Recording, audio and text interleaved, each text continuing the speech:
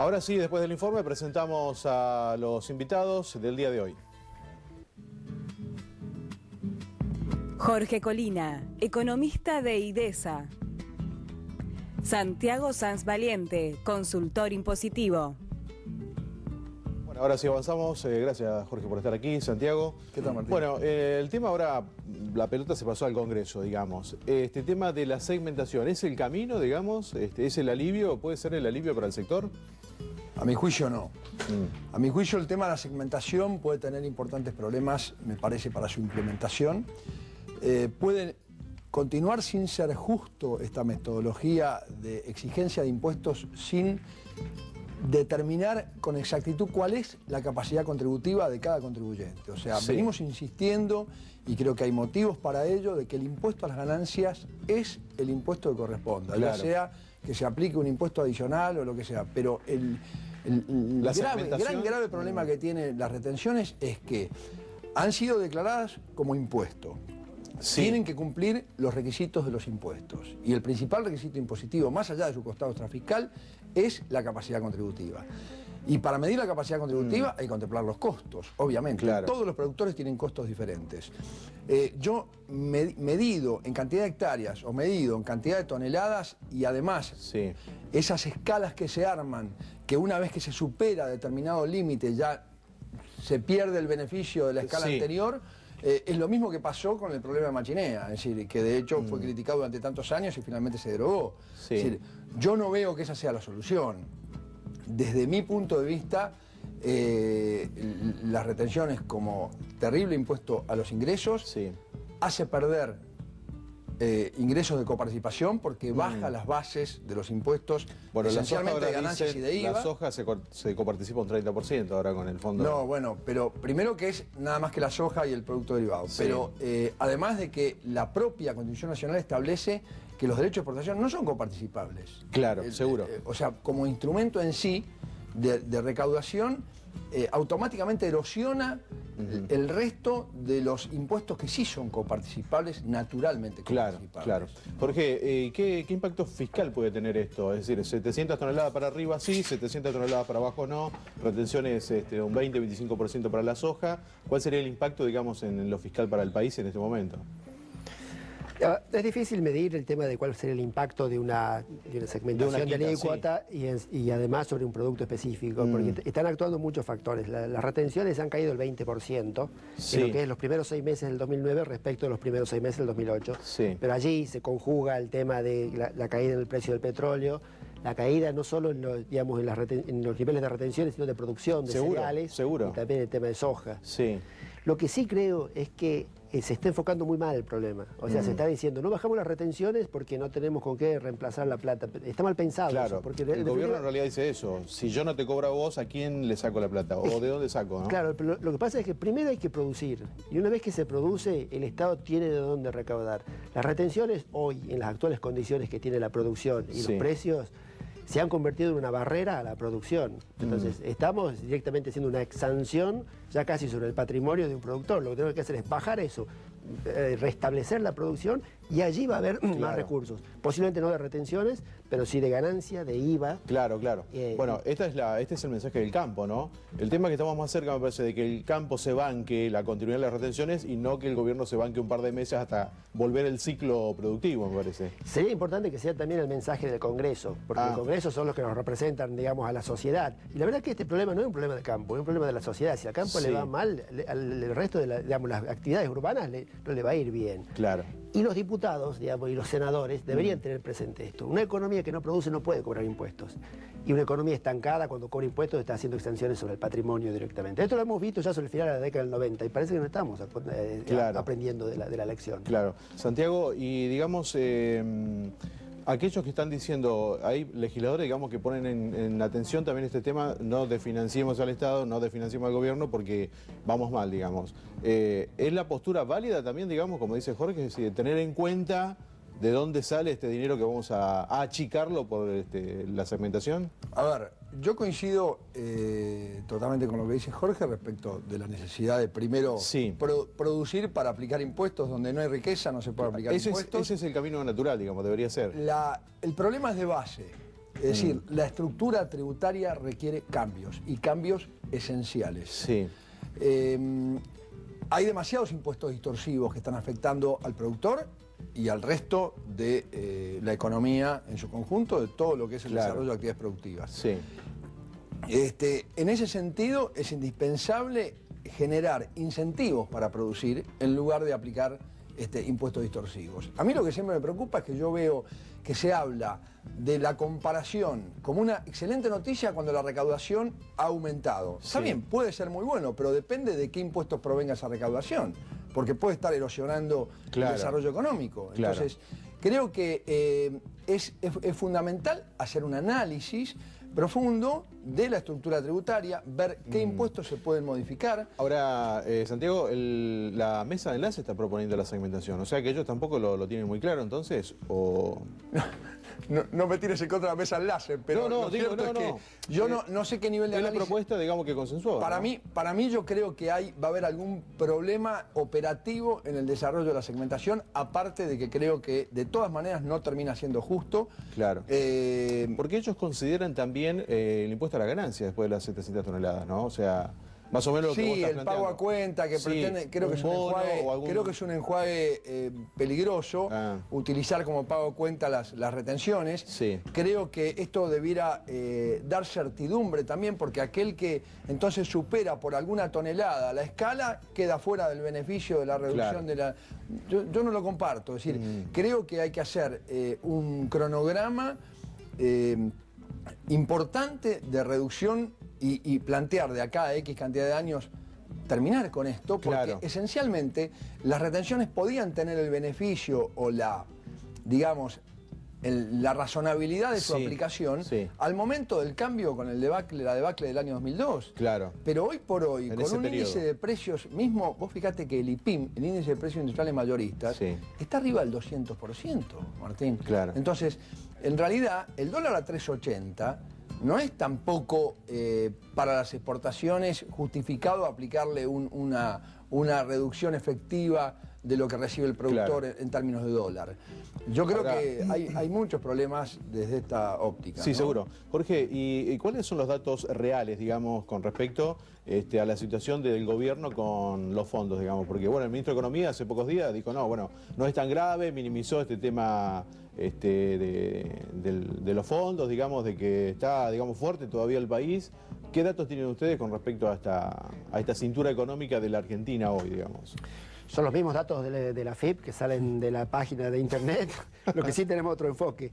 El problema está dado de que cuando se cae el comercio exterior, la Argentina se estanca. Y no viene solamente por el lado de retenciones, sino también por el lado de los impuestos a las importaciones.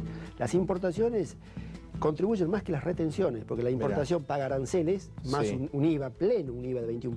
Cuando uno dice un IVA de 21% más 15% de aranceles, está casi en un 35% de alícuota, que vendría a ser la alícuota de soja.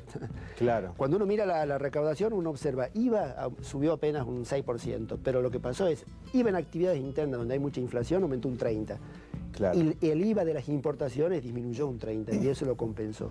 Y por el lado las retenciones están cayendo y en definitiva se está haciendo caja con, digamos, negando el tema de las devoluciones. Cuando uno mira así, la verdad que el aumento que tuvo de IVA fue devoluciones que no se hicieron. Claro. Entonces se está mostrando que tenemos monedas, que el Estado tiene monedas, pero de nuevo, o sea, está casi ya raspando la olla para mostrar que tiene monedas, pero en definitiva es una olla que está vacía. Y va a seguir vacía si no nos planteamos bien el tema de la estructura impositiva. Claro. Como decía Santiago allí, tenemos una cantidad de impuestos distorsivos increíbles y además 3 jurisdicciones de gobierno que siguen sumando impuestos distorsivos. Claro. Yo creo que un cóctel letal para la producción son retenciones con ingresos brutos y los impuestos municipales sobre las ventas. Totalmente. Producir bajo esas condiciones es milagroso o es bajo situaciones de rentabilidad muy extraordinaria. Claro, y se está dando un sinceramiento grave, digamos, que algunos están quedando en el camino, ¿no? Este es el reclamo del campo, justamente. Porque no se puede producir con ingresos brutos, retenciones y impuestos municipales. Y además, obviamente, más ganancias, cheques, contribuciones patronales. Bueno, les propongo hacer una pausa y en instantes seguimos charlando sobre este tema, el tema de las retenciones. ¿Hay margen, no hay margen? Nos reencontramos en instantes.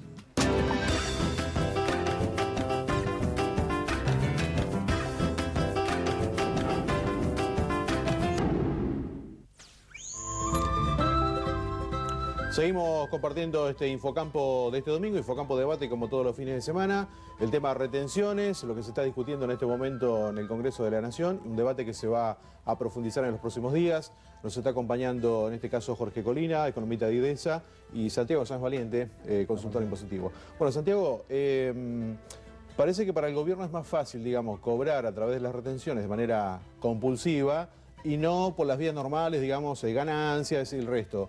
¿Se puede agilizar el resto del cobro para aliviar esta carga compulsiva y regresiva de la soja, digamos? Agilizar el resto del cobro. cobro. Bueno, agilizar o en el sentido de que sea más práctico para el gobierno para cobrar en todo caso, porque lo que está buscando es esto, me parece.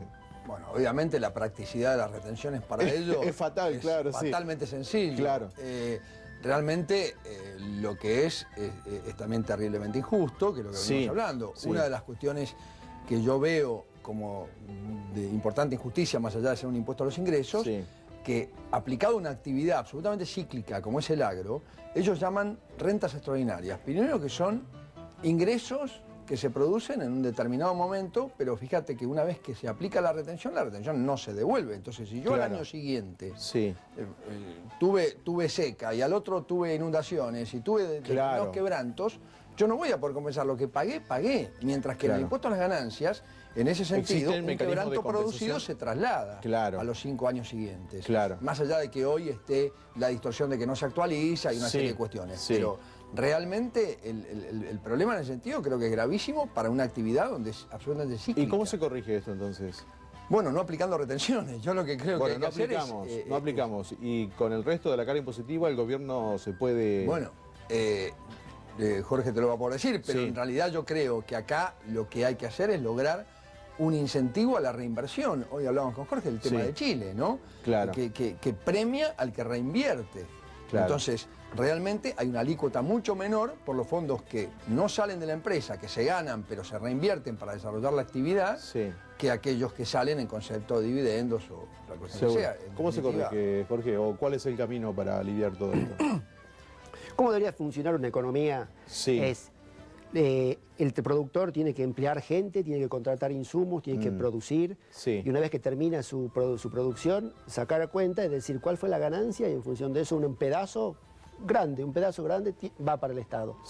Y en Argentina lo que tenemos es que en el proceso de producción se van colocando los impuestos. Se van poniendo contribuciones patronales, impuesto al cheque, retenciones, ingresos brutos, impuestos municipales, impuestos al gasoil, impuestos internos. Entonces, cuando llega al excedente, recauda muy poco de ganancias. Lo que debe tener en presente un funcionario, no solo del Poder Ejecutivo, sino también del Poder Legislativo, es, yo saco un impuesto del sistema, digamos, del proceso productivo, y eso se me refleja luego en una mayor ganancia de la empresa, entonces yo le cobro en la ganancia. Así hacen los países desarrollados y los países mínimamente organizados, como por ejemplo Chile. Cuando uno mira la estructura impositiva de Chile, sacan mitad de la plata de ganancias y un cuarto de IVA, y el resto de los impuestos. En Argentina, ganancia recauda muy poco, porque recaudamos un montón con retenciones, contribuciones, ingresos brutos, que son todos los impuestos distorsivos, porque molestan al productor en el momento que está produciendo. Sería una vía desafectar, en todo caso, ganancias, por dar un ejemplo, y que se efectivice con retención, en todo caso, que clarifiquemos. No, es sacar todos los impuestos que están en el sistema productivo para cobrar muy fuerte ganancias y cobrar bien ganancias. ¿Y por qué crees que no lo hace el gobierno a esto? Porque es mucho más fácil, decía, es fatalmente simple. Es compulsivo, es decir, una vez usted vende, deme la plata en ese momento y no me importa, en todo caso, pues vemos si tuvo ganancia o no. En los países ordenados, si usted venda, produzca, y una vez que tenga la ganancia, ahí me da el 35 ¿Esto pasa o el 40%. en todos los sectores? ¿Pasa con el sector primario, con el resto de los sectores, digamos, de la economía o no? Y hasta con un trabajador. Hasta el trabajador tiene que pagar contribuciones patronales, digamos, ganancias, y al final de año va a hacer un balance a ver si le sobra o no le sobra. No puede ser. Yo creo que es, cuando termina el proceso de producción, ve cuál es la ganancia y ahí se cobra el impuesto. ¿Se puede provocar un desfasaje si corregimos esto así como me estás diciendo o no? En el cambio sí, yo creo que por eso es que las autoridades no quieren cambiar. Porque dicen, claro, el mes que viene yo voy a quedar sin plata. El tema es que en el mediano plazo el sistema es mucho más virtuoso, genera mucho más producción y mucho más recursos fiscales en la medida que la economía produce más. ¿Y esto por qué no lo hace el gobierno, Santiago? Fíjate que yo agrego a lo que marcaba Jorge, es que el gran problema también es que la alícuota del 35% del impuesto a las ganancias es suficientemente alta. De hecho, es la más alta de toda Latinoamérica, que el promedio es el 28%. Sí. Pero el problema es que hay importantes distorsiones en la determinación. Y hay que tener en cuenta también que hay muchos pagos a cuenta que se adelantan del impuesto, Claro. con lo cual el Estado se asegura de alguna manera una buena parte del impuesto a las ganancias, de la ganancia que se va generando. Sí. Porque a través de las importaciones hay percepciones, hay retenciones cuando cobro, hay muchos regímenes por los cuales se establecen retenciones a cuenta del impuesto, además de los anticipos, por supuesto, sobre la base del año anterior. Con lo cual, yo creo que, a ver, ¿por qué no se corrige? Yo creo que para corregir esto, por lo menos desde mi óptica, Sí. hay que hacer un replanteo de toda la estructura tributaria. Ese replanteo se empezó a hacer en el Ministerio de Economía. Ajá. Tuve la suerte que me invitaron, creo que se equivocaron, porque eran todos craniotecas los que estaban ahí, grandes tributaristas, se llamó el Gabinete Fiscal en el propio Ministerio. ¿Cuándo fue eso? En el Santiago? Diagonal Sur, Diagonal Sur y Belgrano, hace 2 años y medio aproximadamente, 3 años, donde ¿Y en se qué quedó analizó. todo eso? ¿Qué pasó después, digamos? Dios quiera que no esté en un tacho de basura. Es decir, yo creo que está en algún lugar. Se hizo análisis de los distintos impuestos, hubo comisión de impuestos a los consumos, de impuestos a la renta, de impuestos de la parte procedimental, de impuestos patrimoniales, que fue muy interesante y muy rico todo porque había representantes de todas las entidades vinculadas al ámbito de la tributación, el Consejo Profesional, Federación Argentina de Consejos, Colegio de Graduados, Sí. gente del Tribunal Fiscal de la Nación, gente de la FIP. Entonces, es una pena que eso no se lleve adelante porque realmente los agujeros de ozono, Claro, diría, que claro. hay hoy en la estructura tributaria son preocupantes. Santiago, recordame una cifra. Hoy lo que recauda en general, digamos, el gobierno, ¿qué porcentaje tiene el concepto de retenciones? No, yo lo desconozco. Por ahí, ¿Por qué? de El retenciones, concepto de retenciones de todo lo que recauda el gobierno, digamos, ¿cuál es el porcentaje? Aproximadamente el 15%. ¿El 15%? Sí. O sea que la Es influencia en realidad creciente. no debería ser tanta. ¿Por qué tanto susto del otro lado por el tema de retenciones? Me da la impresión a mí, digo, 15%, de que es... porque 15%, de que es 15% del ingreso es prácticamente todo el superávit que bueno, tiene. bueno, por eso. O sea, parece poco 15%, pero Claro. es el superávit. O sea, Claro. y el superávit que necesita para vivir, porque además el Estado no tiene El crédito. tema es que el resto se la gastan, entonces. Ahí está el tema del Es gasto. la parte del gasto público. Y ahí entra, bueno, el grueso del gasto público es jubilaciones. Y luego siguen los salarios. El 50% del gasto público son jubilaciones y salarios.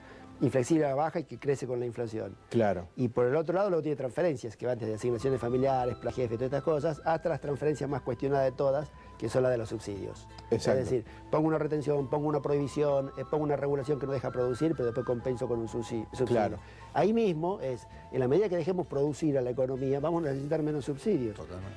Y obviamente el error estratégico que es el tema de estar renacionalizando empresas que deberían estar en el sector privado y son deficitarias y se está poniendo plata. 1.500 Claro. millones de dólares para una aerolínea Sí. en un país pobre que está estancado es un contrasentido. Claro.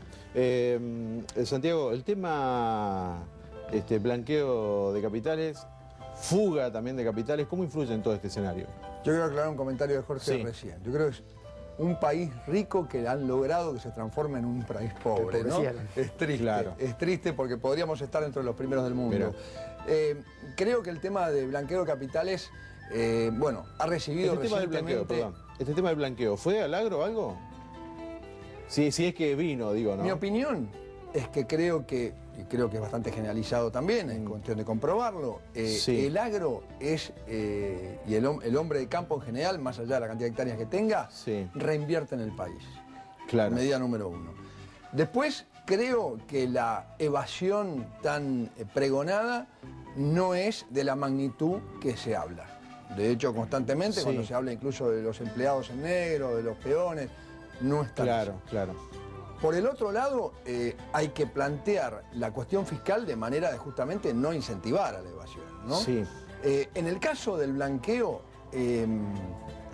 yo creo que, bueno, yo hice una nota una vez para Clarín, Sí. pero la publicaron, que había puesto retenciones, presión fiscal, retenciones y ahora encima blanqueo. Es decir, el tema del blanqueo es sabido que es absolutamente injusto para todos aquellos que pagaron los tributos debidamente, ¿no? Claro. El nivel de amnistía que tiene este plan me parece extremo. El inconveniente muy grave que tiene es que, si bien está vigente hace 6 meses, el nivel de complejidad que tiene en su aplicación y las dudas que ha generado en todos los tributaristas es enorme.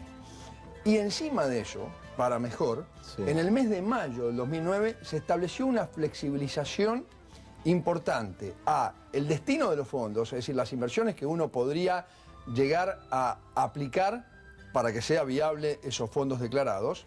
Además del compromiso a mantener durante 2 años la inversión, se empezó a permitir que sea no solo en el ámbito de la construcción para inmuebles nuevos, sino Sí. también para inmuebles usados. Después se metieron con el tema justamente de los medios de comunicación, de la actividad agropecuaria. Sí. O sea, cualquier inversión resultaba válida, fenómeno. Pero ¿qué pasaba? Ahora, sí. 2 minutos. Los fondos del exterior no era obligatorio blanquearlos, los que provenían del exterior. Si provenían del colchón, no era necesario manifestarlos, depositarlos en una cuenta bancaria. ¿Por qué?